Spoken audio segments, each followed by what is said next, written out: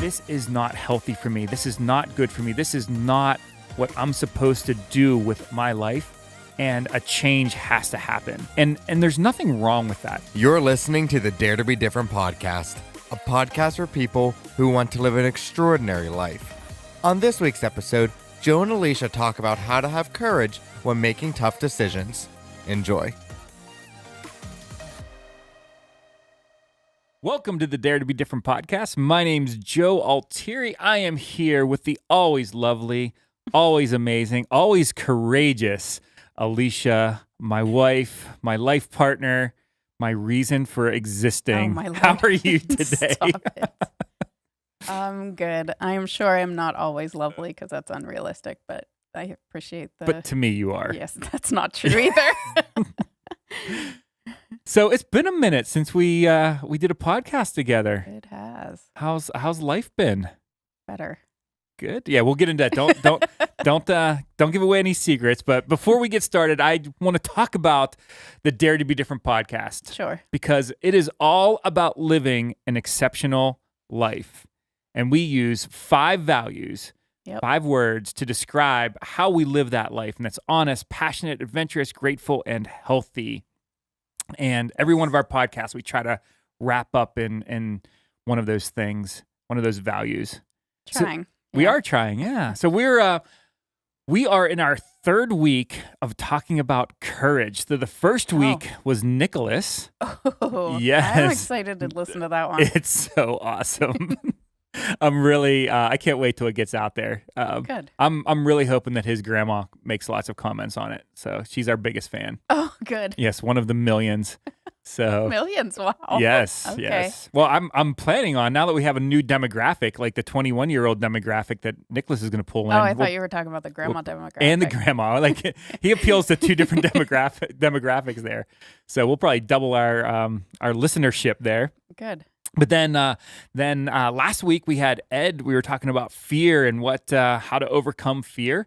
And this week we are going to talk about having the courage to live a happy life. So you don't know, a lot of times you don't think about having a happy life as, being a courageous thing, but it really is. And I think we have a great example. You're one of the most courageous people that I know. Oh, thanks. Yes. I mean, with big things, small things, like you're deathly afraid of heights, which... I got on the, what is that called? Ropes course? Yes, ropes Yes. course. I talked about did that with Nicholas. So listen, don't bring up fears of heights to me anymore, even though You I have conquered it. No, I have not conquered it. I did the ropes course as much as I can say about that. Yeah. And I actually liked it. It wasn't, I wish there was more like Zip lining lines? through the course that we went on. But I did it. I didn't back out, and no one had to rescue me. So listen, there's a check mark by that box. You did it, and we're gonna do a bigger one in the future. Yeah. So we just have to get you past the point of you hit the 3rd step on the step ladder Yes. and you start sweating. It's not. Yes, exactly. I don't like that. If I was harnessed to the ceiling and like that, I couldn't fall off the step ladder, that would be fine. But it's the free falling part. Yeah. Well, they say it's not the fall. It's the sudden stop at the end that you should be worried about. So, but I don't know. Anyway, so Not a fan. but you overcame that. You were actually like on board. You saw It was my idea. I know.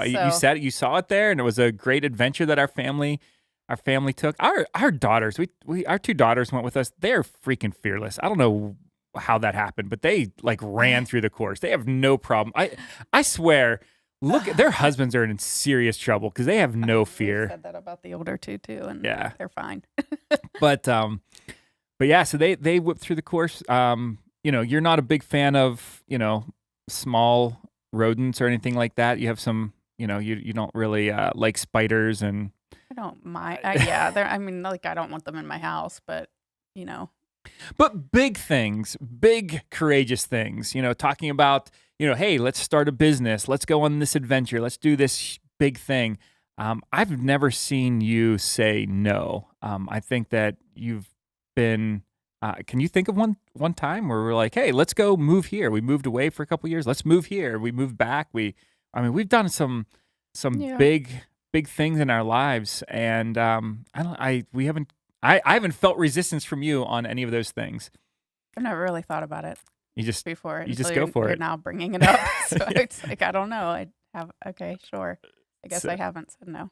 so a year ago, we had you had a big thing that came about that also showed your courage. Your father passed away, and he had a local service station, a business that our son worked at, and when we were kind of faced with should it just shut down or should somebody from the family try to step in and run it, you stepped up, kind of not something that you wanted to do, not something that you had a dream for doing or anything like that. But, you said, hey, look, I've never done this before, but I will do what I can to keep it surviving. And in fairness, over the last year, it has become busier than it has in the last 5 or 6 years. It's just, it's been terribly successful. I mean, it's just been absolutely amazing. And then, just a few weeks ago, you made another hugely courageous decision to shut it down. And I know you're going to get a little emotional over Well, this. no, I'm trying. but and that decision wasn't it wasn't because it wasn't running well. It wasn't because you didn't have a vision for its future, et cetera, et cetera. It was you being there and our son being there. It was so painful to be there for the last year that you just couldn't see that continuing for the rest of your life, or the rest of he couldn't see that for the rest of his life. And the courage to make that decision to have a happy life over doing what is what you've had done for the last year, and also what is kind of expected of you at that point. That's a big thing, and I commend you for that. I think like I said, to me, that is something that is so brave and so courageous. And I'd like to explore that with you today, if you can hold it together. If I can hold it, sorry, if I can hold it together, as it has been a painful year, for our family. I think that's the thing that goes along with, loving somebody so much, is that you lose them and you feel such a huge loss. Right. And that loss ran hard through our whole family, our children, us, everyone. And along with it came the disruption of our day-to-day. So our day-to-day looked 100% different than it did the day before he died. So my dad died suddenly at 64 years old. Yeah, He young guy. Ran two businesses. He had a service station, local, for auto repair, and then also 50 rental properties. So he was managing both of those businesses, completely healthy, got up to go to work and died. So nothing was really planned for, his passing or anything like that. You don't expect anything to happen. There was no history, no health problems, no nothing. So the way the year kind of went was, here's these two businesses. They're two full-time jobs, and I had just previously quit my job 2 months before. And, we jokingly said it was my summer of retirement to figure out what I wanted to do when I grew up. And then you were thrown into this new kind of a mess. I mean, because again, there was no roadmap. He hadn't, because he thought he was going to be around for a very long time. Yeah, and no fault of his own. It was just, nobody plans on dying at 64 with two businesses up and running, and no, nobody kind of runs a business and writes down what they do and go, oh, here, in case I'm not here tomorrow, this is what somebody does, So, and who is that anyway, right? Right. So, but anyway, it just kind of changed our course of our day-to-day where, I was home with the kids, and, we still have 2 kids at home, and grandbabies being born, and then it was, all right, here you go. Figure Suddenly this out. you're at work instead of the kind of working part-time, which is what you had done before. Right. You had a little bit of a break, and now you're really running two full-time businesses. Yes. And with very little experience. Yeah. And from our side, my company, the Flex Screen, had gotten crazy busy. Right. So I didn't even have a lot of bandwidth to help through that transition. So you were kind of left on a little bit of an island there. And like I said, you've done spectacularly. I can't say the word. It's okay. Amazingly well. Okay. So and the mess is all gone and all that stuff. And it seemed like we had just turned a corner, and you're just like, this is not for me. I am not happy doing this. No, and figure out two businesses that I had nothing to do with previously. Right. Figure that out and riddle the whole thing with grief. In a horrible, tragic loss, and trying to get our children through it, and every other thing that goes along with it, and my mom and so many other people around that were just devastated. And so it was by far probably my I would say my hardest year yet in all of our 44 years. And then, being faced with this decision of, man, I really want to be happy again. Yeah. And this thing is in the way. And it is making it impossible for me to be happy.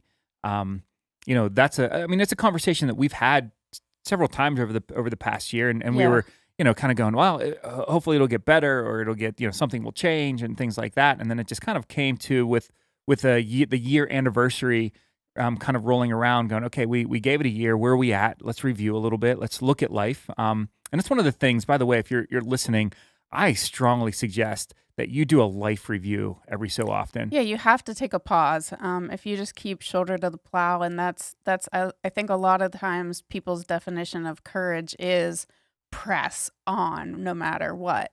And this just isn't true. You have to take the moment, take the reflection time to go, what's working, what's not. Right. Let's have this real, honest, raw, cards on the table conversation about what's really going on. How are you actually doing? And what do you want? Right. It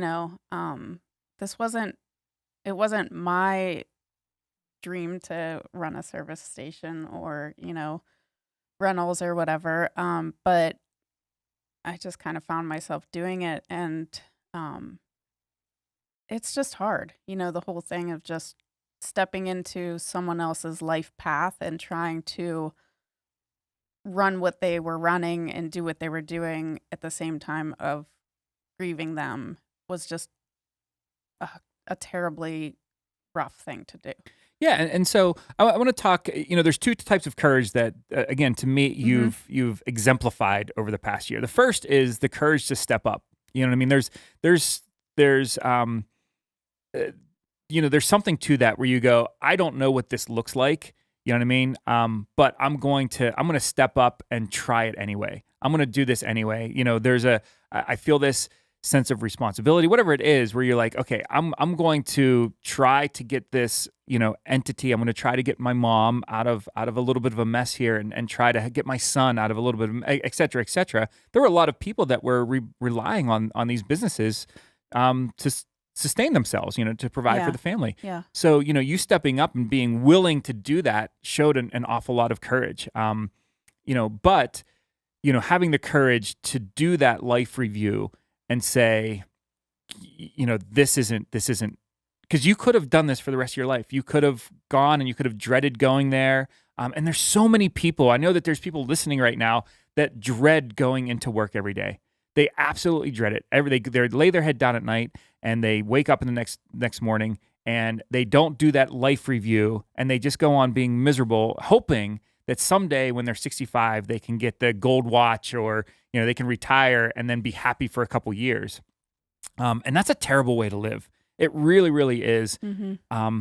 And we'll talk about a little bit why that happens, why people do that. But man, doing a life review, I personally suggest doing it, once a month or more, and trying to pick certain areas of your life that you can have open conversations with your spouse and your family or your friends or whoever you rely on for advice and just say, this is something in my life that is going great, so I want to pour more energy into it, or this is absolutely terrible and I need to change it no matter what it takes. Yeah, and I think that was, I will forever, ever, ever be grateful that our kids have open conversations with us. Mm-hmm. Because that's really, where it started was, our son was alongside, and with me through this whole last year process. Um, and for him to feel comfortable to say how he was truly feeling, He must really, listen to this podcast. That's what no, it is. I don't know about that. But for him to be able to have a conversation with me and say what was really going on and how he was truly feeling and the struggles that he was facing and to do his life review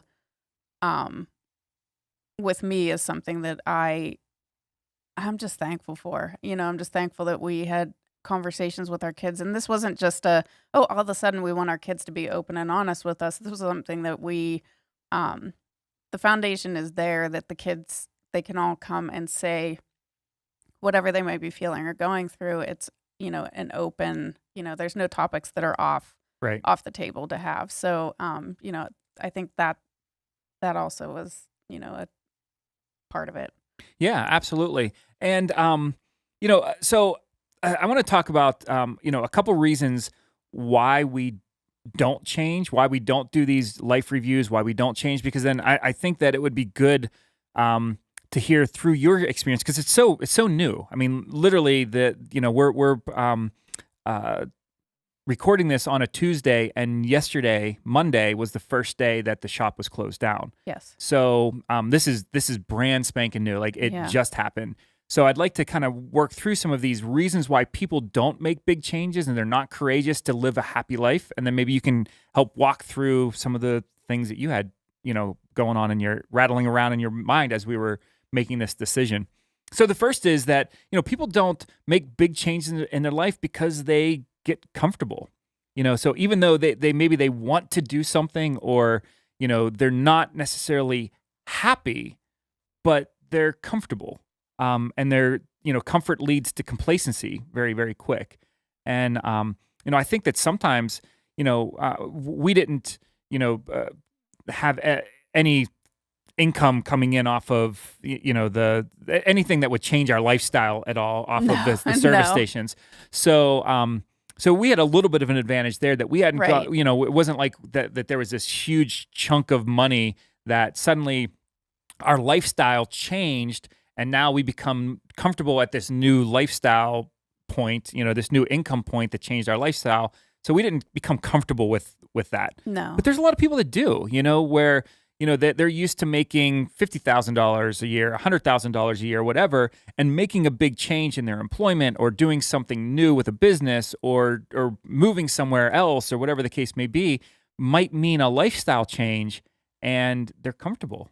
Yeah, and I don't want to make light of that, that is going on in other people's situations, because, it just wasn't a factor in this one for us, just, but it is for other people. And so we don't take that lightly. Like, yes, it takes probably a little bit more courage if it does affect your income to make a big change like that, just because you got a family to feed, you have a lifestyle to support. So it would take, just it's a next level, of courage in my mind anyway, whenever it does affect what you're bringing in monetarily. But at the same time, what is your happiness and your, and I hate to say the word happy, because it's like, well, if it makes you happy, then do it, and that's just kind of, I don't know. I feel like there's a lot more that goes into the word happy, but your joy, your peace of mind, all of those things that if you're miserable at work, and if you're miserable, I don't know, in a relationship even, or whatever it might be, it affects so many other things than just that one. It affects everything in your life. If you don't have peace and you don't have joy at your job or whatever area of your life, it overflows into so many other ones. It just naturally does. It affects your mood and your outlook positively or negatively, whichever way it's going, it affects more than just that. Yeah, we again a lot of times just because of our experience, we correlate comfort and adventurous and things like that with the businesses that we've started and the changes that we've had to make with our lives because it's something easy for us to point to. When we started Flex Screen, our income went down to nothing. I mean, it Yeah. was it was I had a great income and then we started something new, and so we got really uncomfortable really fast. And we were comfortable. Our lives were comfortable before that. But it can be the same thing to your point with a relationship, where you go, I am unhappy with my marriage, or maybe you're not unhappy, you're just not happy, if that makes sense. Like you're Hmm. not upset with it, but you just live day to day, and you're comfortable, but maybe you're not that relationship doesn't bring you joy, it doesn't bring you happiness, it doesn't bring you peace, et cetera, et cetera. And we're not saying leave your spouse, like work on that, make it a joyful thing, like do what you got to do. No, but where I was going was, but are you willing to have that uncomfortable conversation with your spouse and going, I think we need counseling. Oh yeah. I think we should go once a week and talk to somebody about this, and I think that we should whatever they suggest we should do. Those types Yeah. of things. Like people aren't necessarily willing to get uncomfortable to become happy, to bring joy to their life, to bring Right. peace to their life. I do think financially we put a ton of pressure on ourselves to to have more, to get more, and things like that. Where none of those things will give us happiness. None of those things will give us peace. And if we really pared down our lifestyle, we probably would be happier and have more peace, et cetera, et cetera. Right. Have more in the bank, have more security, et cetera, et cetera. So, but yeah, we get comfortable. That is a really big factor when it comes to being courageous, you know, uh, and being courageous to get happy. You know what I mean? Happiness through courage. So the second thing is change is difficult. So our brains are wired to think that the way we're living now is the only path to a happy life. Like this has been proven. Like no matter where you are, no matter what you're doing, your brain is wired to think that the path that you're on will eventually get you to some sort of end result that you're looking for, that happy life, which I really believe that most people want. The ultimate goal is to have a happy life. They want to be fulfilled in some way. They want to be happy. So it's really interesting that we do that as humans, that's the pattern that we fall into. If I keep doing this long enough, or if I do it a little bit better, eventually I'll be happy. If I had 3 jet skis instead of just 2 jet skis, then I'll be happy, or whatever the case may Yeah. be. Yeah. So, but, change is difficult. It really, really is. So,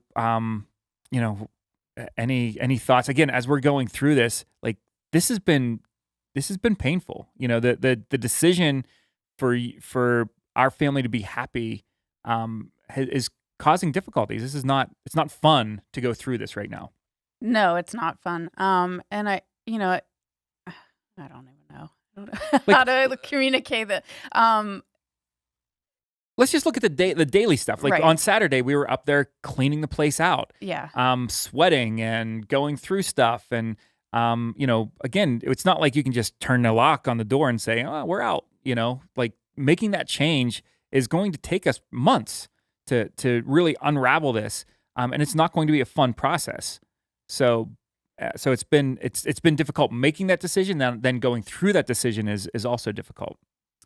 It is. And it's just being honest with yourself. Like if you're in a place where you're just continuing to do what you're doing and continuing to press through, hoping that joy is at the end, or once I this is at the end, to say honestly, I don't ever see that there was an end in sight. There was no joy through the hardship or through the pressing on, or happiness on the other side of what. At what point do you see that happening? And then going through this process, no, it is not fun, but there's a light at the end now where I see that I I can have my family back.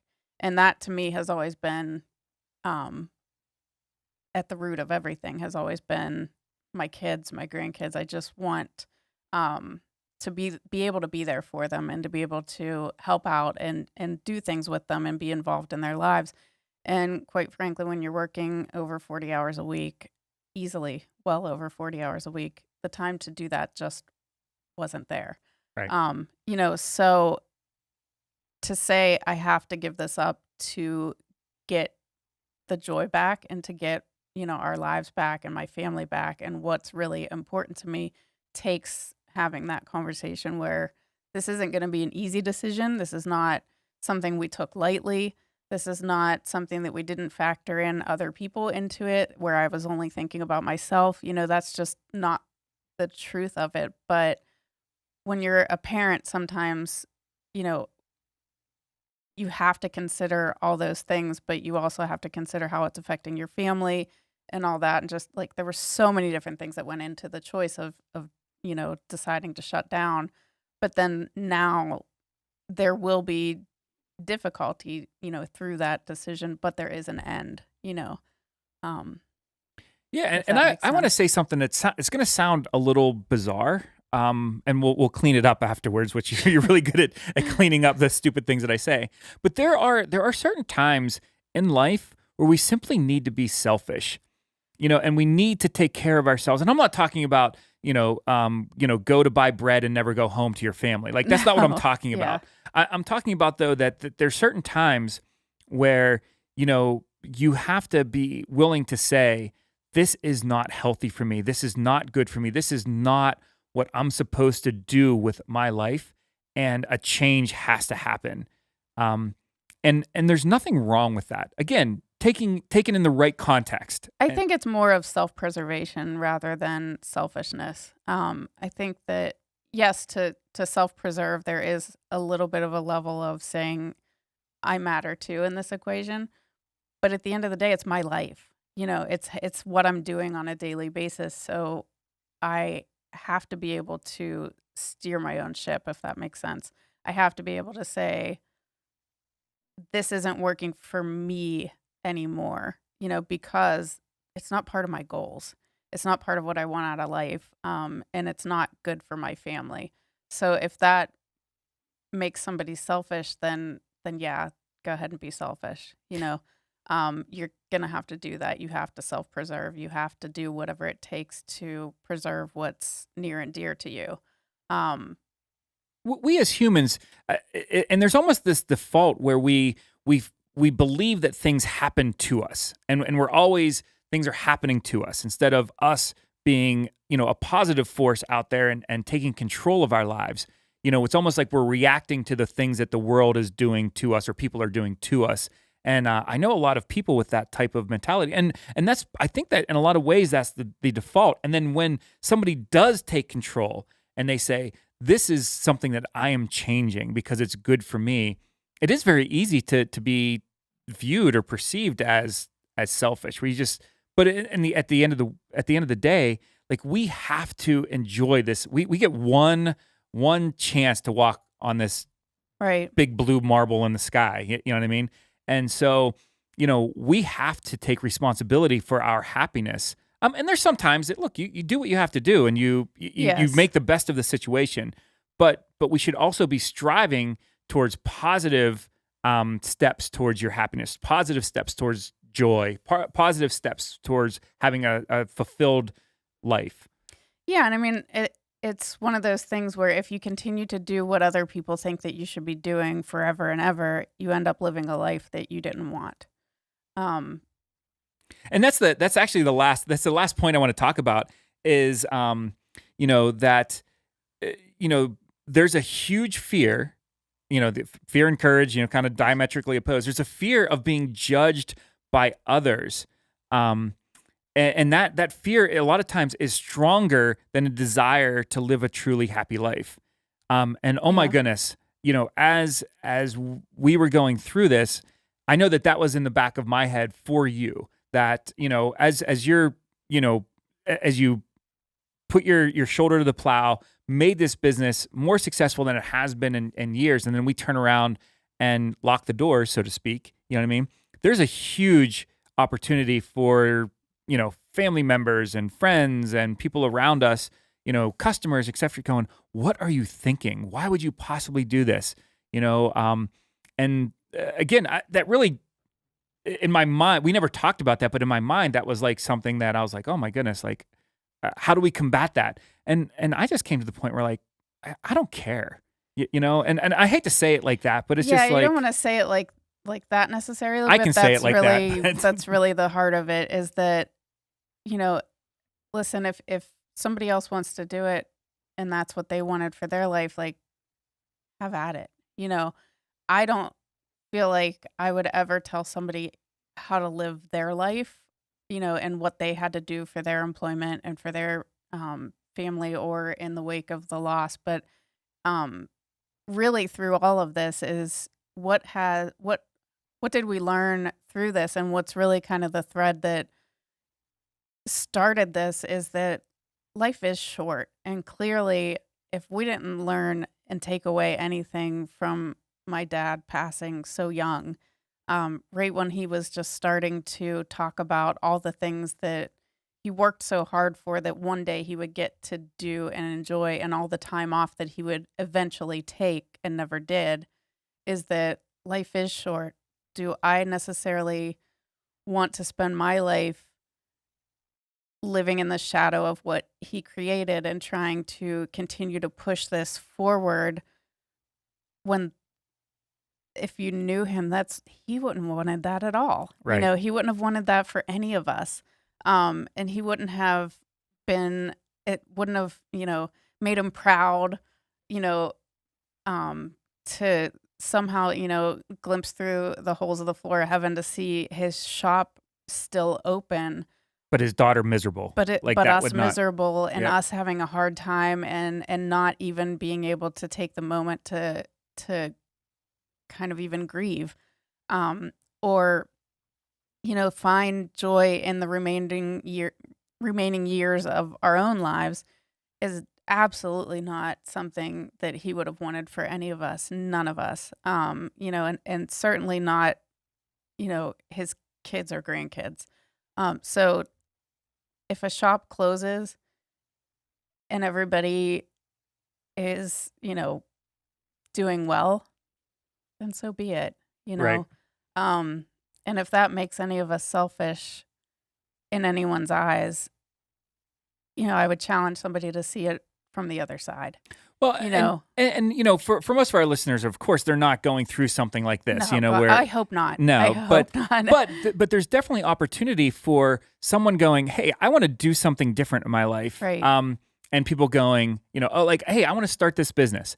Oh, you'll fail. Oh, Yeah. you just wait. He'll be on the unemployment And line. somebody actually getting joy out of that, seeing somebody fail. Right. Like, take a look at what you're doing if that's really in the back of your mind. Like, don't get joy out of someone else's failures or someone else's upset, or get joy out of somebody else having to do hard things, or, that aren't necessarily healthy for them, even mentally or physically or whatever. Just don't, be happy for people that are doing well, Right. But if you're on the other side where you're like, I'm afraid to take this step because of what other people will think.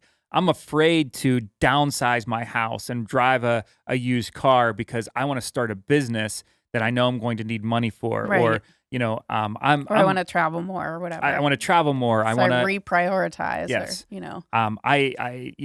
Or, last week Ed was talking about the fact that he went to school to be a teacher and ended up in a never taught a class, Yeah. but he's terribly happy now. And that took a lot of courage for him to make that move at such a young age, where he's like, hey, I got out of school and I'm not going to do what I was educated for. And so there's people going through that right now. I am certain that there's people listening, that there's something that they want to do in their life that is extraordinary, that makes their life marked with happiness and joy and peace and all the things that we've been talking about. And they're just not doing it because they're afraid of what somebody else will think. And my advice to you, if that is you, screw them. I hate to say it like that, but they don't get to live your life and they don't get to impact it. I'm just telling you, if you're letting other people influence you in that way, next time you do that life review, next month when you do your monthly life review, go, okay, I'm going to be honest about this. I'm letting people influence my life, and You're that is letting people not control your life and your joy. That's and it. is that what you want? And if those people are in your life that are constantly barking, you can't do this. This is, you're selfish. You're this. You're that. You're a terrible human, and picking out your worst flaws. Reevaluate having them be a part of your life. Yeah. Do a relationship review, not just a life review. Do a relationship review. Do you really need these people, in your life that are being so hard on you that, and being so hard on you and not even trying to understand what you're going through or being there for you? Is that really somebody that should be a part of your life? Yeah, I mean, we have some great friends that, man, they find excuses to celebrate with us. Yeah. And they're also avid listeners of the podcast, so you guys know who you are. But literally, they find excuses and find reasons to celebrate. Little things, big things. They are there with us, and that's the type of friends. Those are the type of relationships that you need in your life, and that could be family, it could be friends, it could be work relationships. It doesn't really matter. Find people that are in your corner. And I'm just going to tell you this right now. If you hang out in a crowd that is terribly negative, those positive people won't break into that crowd. No. You have to get rid of the people that are negatively influencing your life, and the ones that are down on you, the ones that you're worried about that are going to make fun of you or tease you or think badly of you if you do something great in your life or you try to do something great. You have to get rid of those people to let those other people in. We've proven it over and over again in our lives. We have gotten rid of negative people out of our lives, and the people that are around us now are overwhelmingly positive, and they're great to be around. And we try to actually be like them, and try to find ways to celebrate like they do. So, but yeah, if that's the biggest thing that is holding you back, man, I'm going to say it again, screw them. Like just do the things. You're here for a reason. You are here for a purpose. You are walking this earth to do something exceptional. And I am telling you, there are people that are going to try to tear you down. Do it anyway. Yep. So anyway, that's all the time we have. I want to thank you for being a part of the podcast, because again, that takes courage. But I do want to thank you for allowing me to kind of put our lives out there and talk about some of the painful things and some of the struggles that we have, and the attempt of somebody maybe learning something. And so I just want to thank you for that and just being an awesome person. And yes, I did marry well, Brady. Brady is in here doing our camera tech. I'm telling you, man, marry a good spouse. That is the most important decision you will ever make in your life. So that was a bonus. That was bonus tip for our listeners right there. So until next week, thank you guys again for listening to the Dare to Be Different podcast. Live an exceptional life. Do great things. Choose to be happy. Have the courage to be happy. We love you. Like this, share it. Somebody needs to listen to it. And we'll catch you next week.